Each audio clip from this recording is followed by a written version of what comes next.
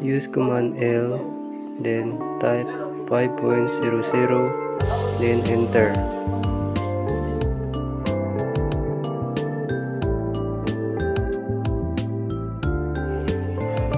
Kung tapos mo nang magawa ang line, pindutin ang escape.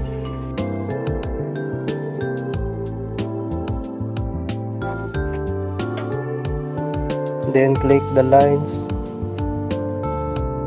Use command offset 5.0, then enter. I-drag pababa. Then escape.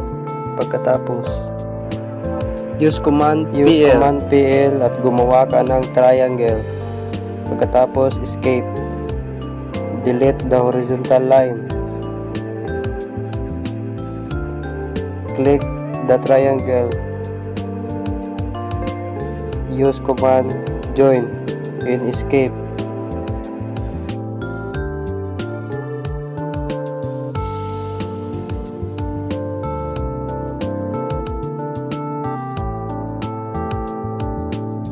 I-click ang triangle, then use command offset 0.50, enter. Click the white center and escape.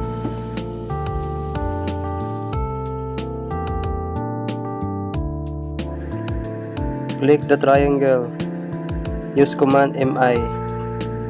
Click the white center and escape.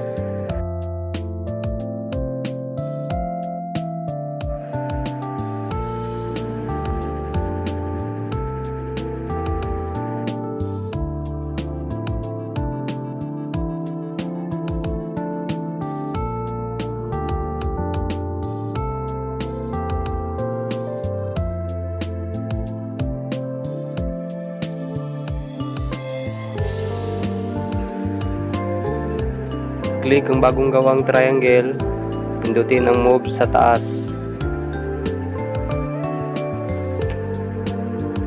I-drag ito pababa.